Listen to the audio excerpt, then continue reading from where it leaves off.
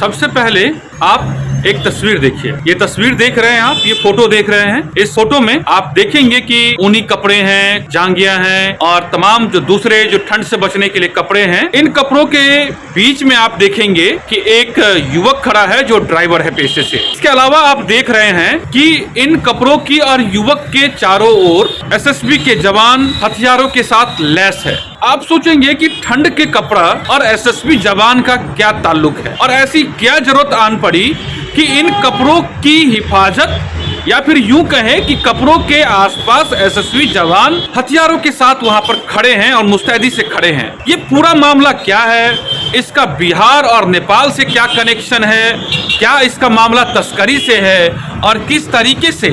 ठंड का समय जैसे जैसे और परवान चढ़ता जाएगा वैसे वैसे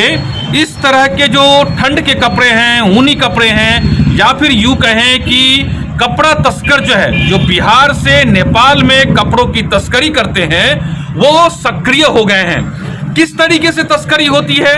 क्या फायदा है, क्या नुकसान है, क्यों लोग जो है टैक्स दे करके या फिर बॉर्डर के रास्ते से सही रूट के माध्यम से इंपोर्ट एक्सपोर्ट नहीं करते हैं, ये पूरा मामला मैं बिहार और नेपाल के सीमावर्ती इलाकों की पूरी जानकारी मैं आपको बताऊंगा इस पूरे वीडियो में। तो ध्यान से सुनिएगा और ये ध्यान रखिएगा कि किस तरीके से ऑर्गेनाइज क्राइम जो है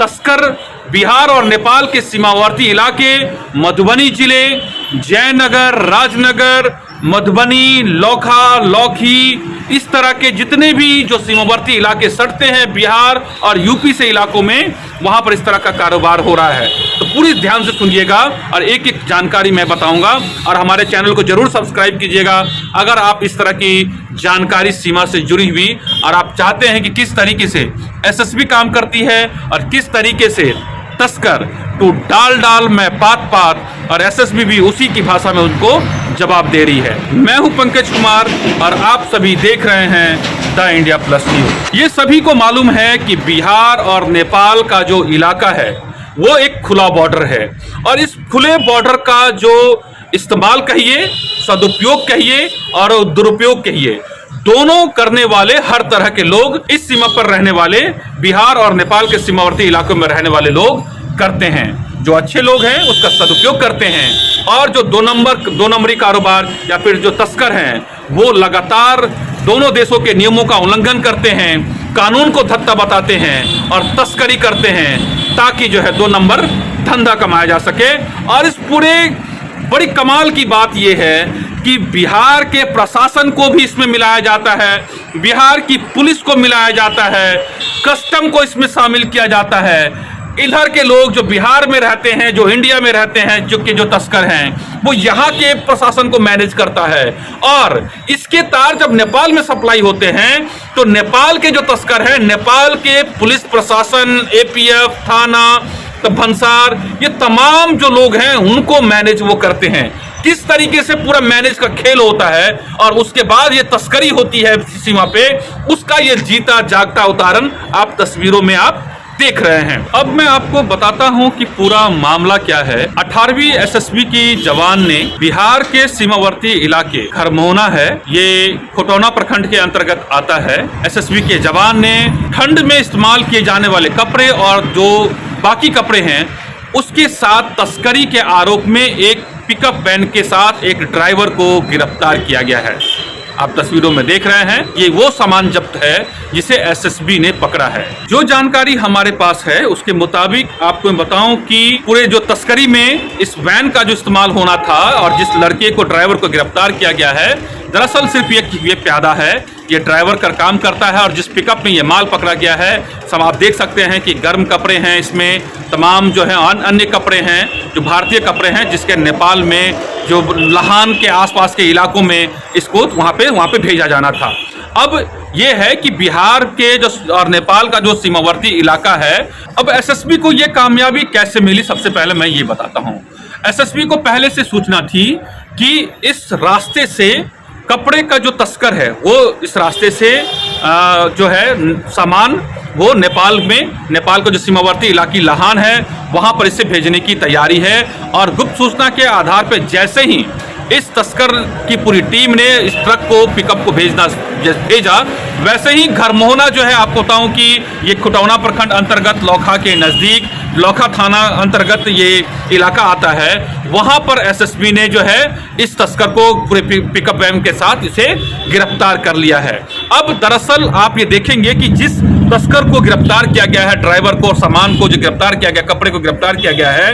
ये भारत की और नेपाल का जो स्तंभ सीमा है, जब भी आप बॉर्डर पर जाएंगे तो स्तंभ सीमा वहां पर होती है, जिससे जो है दोनों देशों की बॉर्डर निर्धारित होती है। वो स्तंभ संख्या 248 है और इसे भारतीय सीमा में एसएसबी के जवानों ने गुप्त सूचना के आधार पर गिरफ्तार कर लिया, क्योंकि उनका अपना एक नेटवर्क होता है एसएसबी का, और उसके आधार पर उन्होंने गिरफ्तार कर लिया है। जो जानकारी मिल पा रही है कि तस्कर लगातार इस तरीके से ट्रेनिंग दी जाती है कि इस बोलेरो को उसने लगातार बहुत तेज रफ्तार से वो चाह रहे थे कि किसी तरीके से भारतीय सीमा से नेपाल सीमा में प्रवेश हो जाए। और इसमें तस्कर ये जो होते हैं, क्योंकि भारत के तरफ के जो तस्कर होते हैं, ये बिहार तरफ के जो तस्कर होते हैं, वो भारतीय पुलिस, इसके अलावा कस्टम के जो अधिकारी हैं, उनको ये मिला करके काम करते हैं। लेकिन और इसके अलावा जो जानकारी हमारे पास है, वो नेपाल में अमित नाम का तस्कर है, वो वहां पर नेपाल के अधिकारियों को एक तरीके से उसने सेटिंग गेटिंग कर रखी है, ताकि जब ये माल, इनकी बड़ी चुनौती ये होती है कि किसी तरीके से भारतीय सीमा से एसएसबी से बचते हुए ये अपने माल को नेपाल में दाखिल करा ले। लेकिन उससे पहले एसएसबी की टीम ने खरमोहना जो भारतीय सीमा क्षेत्र है वहां पे इसे धर दबोचा है, और यही जो है आप तस्वीरों के माध्यम से आप देख रहे हैं। दूसरी बात, इसमें जो पकड़ा गया है, इसमें गंजी, जांघिया, इसके अलावा स्वेटर सहित अन्य कपड़ों के बंडल हैं, आप ये देख सकते हैं। और जो जानकारी हमारे पास है उसके मुताबिक ये जो सामान करीब जो है 3 से 4 लाख का आका जा रहा है। आप समझिए कि एक पिकअप वैन जब निकलती है तो 3 से 4 लाख का माल अगर आप उसमें, आप समझिए एक बार में निकलता है, ऐसे अलग अलग बॉर्डर से निकलता, समझिए कि दिन भर में कितने करोड़ों का कारोबार बिहार के रास्ते से वो नेपाल में अवैध जो है एक तरीके से अवैध तरीके से होता है। जो है आप ये समझिए कि कपड़ा भेजना जो है वो किसी तरीके से बैन नहीं है, आप ले जा सकते हैं, भारत से नेपाल में ले जा सकते हैं। आपको मालूम है कि नेपाल में जो जरूरत के सामान होते हैं और भारत से एक्सपोर्ट किए जाते हैं। लेकिन ये तस्कर करते क्या हैं, जबकि आप देखिए जो घरमोहना जो बॉर्डर का इलाका है जहां इसे पकड़ा गया है, वहां ये लोग करते क्या है कि जबकि वहां पे एलसीएस बॉर्डर लौखा है, वहां पर ये लोग कस्टम ड्यूटी बचाने के लिए इस तरीके से नुका छुपी का खेल खेलते हैं, और आखिर में आप समझिए कि एसएसबी ने इन्हें धर दबोचा है। और जो जानकारी हमारे पास मिल पा रही है, दरअसल ये कपड़े का जो व्यापारी है, ये जो बताया जा रहा है वो बाबू बढ़ी के संतोष शाह नाम के व्यापारी का बताया जा रहा है, जो जानकारी हमारे पास है। और संतोष शाह ने, हालांकि भारतीय प्रशासन जो है, पुलिस का अधिकारी जो हमारे पास जानकारी मिल पा रही है, उसने सेटिंग कर रखी थी, लेकिन एसएसबी के नज़रों से वो बच नहीं पाया, और उसका ये जो है एसएसबी ने उसके माल को जब्त कर लिया है। और जब्त करने के बाद जैसा कि होता है, एसएसबी जो है कागजी कार्रवाई करती है, और उसके बाद इसे एलसीएस जो लौखा है, जो कस्टम के जो विभाग है, वहाँ पर इसे जो है आगे की कार्रवाई के लिए तमाम इनको जो है माल जब्त करने के बाद उनको भेज दिया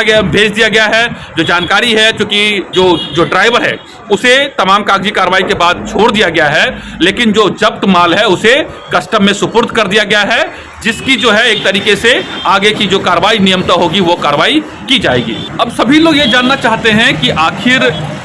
जो है नेपाल में पहले भी होता रहा है, दरअसल ये तस्कर करते क्या है। आप समझिए कि 4 लाख का अगर ये माल है, जो जिस तरीके से एसएसबी ने पकड़ा है, अगर 4 लाख के माल की कहें तो कपड़ों में जो सबसे कम जो वो आप जीएसटी है वो 5% है, तो 5% के हिसाब से 4 लाख के हिसाब से अगर मान लेते हैं, अलग अलग कपड़ों पे अलग अलग जीएसटी है, तो कुल मिलाकर के ये जो टैक्स की जो बचत करते हैं, वो समझिए कि वो एक बड़ा जो है हिस्सा जो है, इसी टैक्स को बचाने के लिए ये क्या करते हैं कि ये लैंड कस्टम स्टेशन कहते हैं, जिसको एलसीएस वहाँ पर है, एलसीएस बॉर्डर लौखा है, वहाँ पर ये लोग, जबकि एक्सपोर्ट इंपोर्ट वहाँ पर बाकायदा जारी है, वहाँ पर कर सकते हैं, लेकिन ये लोग क्या करते हैं कि कई बार इनको जानकारी का अभाव होता है, कई बार जानबूझ करके ये कस्टम ड्यूटी बचाने के लिए, जिससे भारत सरकार का नुकसान होता है, और इससे बचने के लिए, हालांकि ये ड्यूटी जो है, इस तरीके से कार्रवाई करने की ड्यूटी जो है वो कस्टम के अधिकारियों की है, लेकिन कहीं ना कहीं ये कस्टम के अधिकारियों की भी एक मिली भगत आती है। और इस तरह की कई बार वो, जब हमने कस्टम के अधिकारियों से बात की, उन्होंने कहा कि अपने सुरक्षा बलों की कमी का हवाला दिया। और आप ये बताएं कि चूंकि जब भी इस तरह की गैर कानूनी एक्टिविटी वहां पर होती है तो एसएसबी के पास 15 किलोमीटर का एक अपना दायरा होता है जहां पर इस तरह की वो कार्रवाई कर सकते हैं। और इसी कार्रवाई के तहत ये जो है आप देखेंगे कि जो है ये जो कपड़ा है ये पकड़ा गया है भारतीय सीमा में, जिसे नेपाल भेजा जाना था, नेपाल के लाहान भेजा जाना था। जो जानकारी मिल रही है उसके मुताबिक हमारे सूत्र बताते हैं कि नेपाल में अमित नाम का जो तस्कर है, वो लगातार नेपाल के अधिकारियों को मैनेज करता है, और इधर जो ये लोग तस्कर हैं वो भारतीय अधिकारियों, सब पुलिस है और कस्टम के लोग हैं, उनको मैनेज करने की ये लोग लगातार कोशिश करते रहते हैं। और एक तरीके से लाइन जो है, इसको भाषा वहां पे कहा जाता है, लाइन चालू है, लाइन अभी जारी है, और ये लाइन लेकर के काम करते हैं। लेकिन एसएसबी से के अधिकारियों के और जवानों के नजर से ये बच नहीं पाए और इनका माल जो है ये जब्त हो गया है। तो ये पूरा मामला हमने बताया कि बॉर्डर पे किस तरीके से तस्करी का खेल होता है और कैसे ये पकड़े जा रहे हैं। तो इस तरह की तमाम जानकारी के लिए आप हमारे channel the India plus news को देखिए। हम आपको लगातार बिहार और नेपाल के बॉर्डर पे जो तस्करी का जो खेल हो रहा है, कैसे खेल हो रहा है, कैसे जो पकड़े जा रहे हैं, तमाम जानकारी हम आपको बताते रहेंगे। मैं हूं पंकज कुमार और आप सभी देख रहे हैं द इंडिया प्लस न्यूज़। अगर आप चाहते हैं कि आपको इस तरह का इन्फॉर्मेटिव वीडियो मिलता रहे तो आप हमारे चैनल द इंडिया प्लस को सब्सक्राइब करना ना भूलें। साथ में आप बेल आइकन को दबाना भी ना भूलें ताकि आपको नोटिफिकेशन मिलता रहे। आप हमारे इस वीडियो को शेयर भी कर सकते हैं।